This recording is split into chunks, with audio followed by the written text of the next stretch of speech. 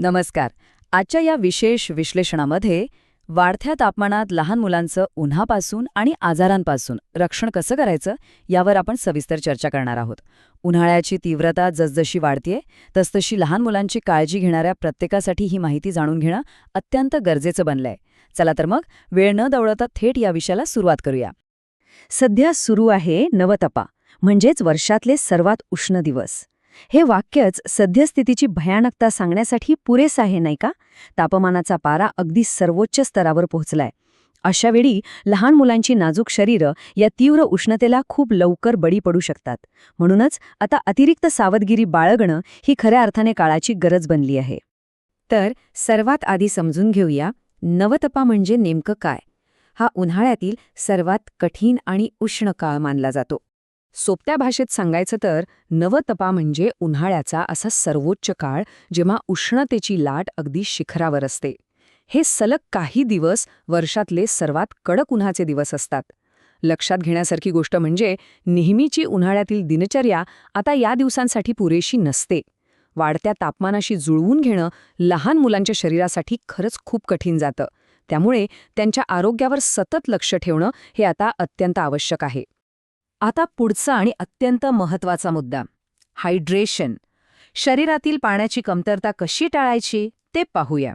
खेळण्याच्या नादात मुलं अनेकदा पाणी प्यायला विसरतात, हे आपण नेहमीच पाहतो. पण इथेच खरी काळजी घ्यायची आहे. तहान लागण्याची वाट अजिबात पाहायची नाही. त्यांना वारंवार पाणी पाजत राहणं आता अत्यंत गरजेचं आहे.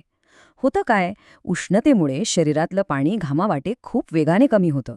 अंतर्गत अवयवांवर या उष्णतेचा ताण येऊ नये म्हणून शरीरातील पाण्याची पातळी कधीही कमी होऊ न देणं ही आपली सर्वात पहिली जबाबदारी आहे.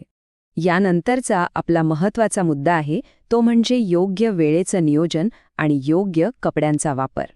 दुपारी 12 ते 4 हा आकडा आणि ही वेळ अगदी पक्की लक्षात ठेवणं गरजेचं आहे. ही वेळ अतिशय धोक्याची असते. या विशिष्ट वेळेत सूर्याची किरणे आणि अतिनील किरणांचा म्हणजेच UV रेसचा प्रभाव सर्वाधिक आणि घातक असतो. त्यामुळे कोणत्याही परिस्थितीत मुलांना थेट उन्हात बाहेर पाठवायचे नाही. घरातच आणि शक्यतो सावलीत राहणं हाच या प्रखर उष्णतेपासून बचाव करण्याचा सर्वोत्तम मार्ग आहे. आता कपड्यांबद्दल बोलायचं झालं तर कपड्यांची निवडही या दिवसांत तितकीच महत्त्वाची ठरते. जाड, गडद रंगाचे किंवा सिंथेटिक कृत्रिम धाग्यांचे कपडे पूर्णपणे टाळायला हवेत.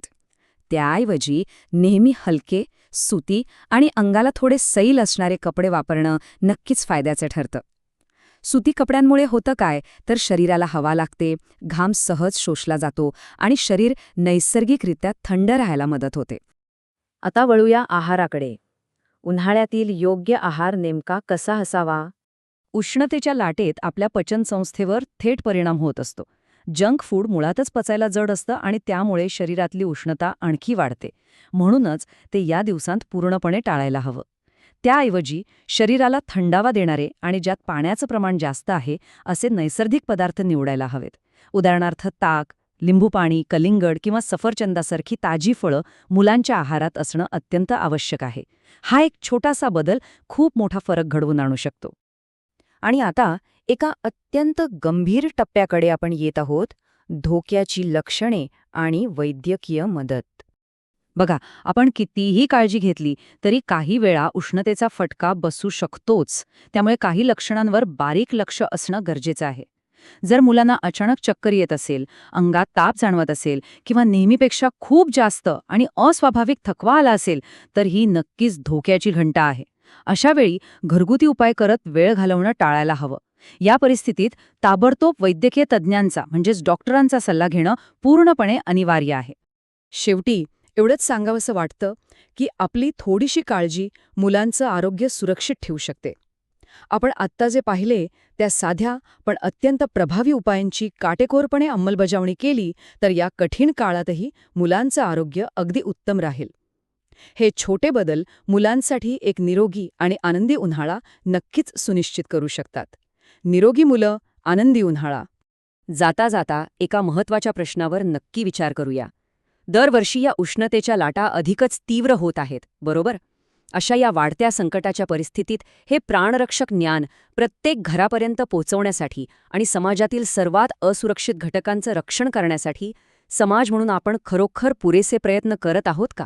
ही माहिती केवळ स्वतःपुरती मर्यादित न ठेवता ती सर्वांपर्यंत पोहोचवणं ही आपली एक सामूहिक जबाबदारी आहे. यावर नक्की विचार करा.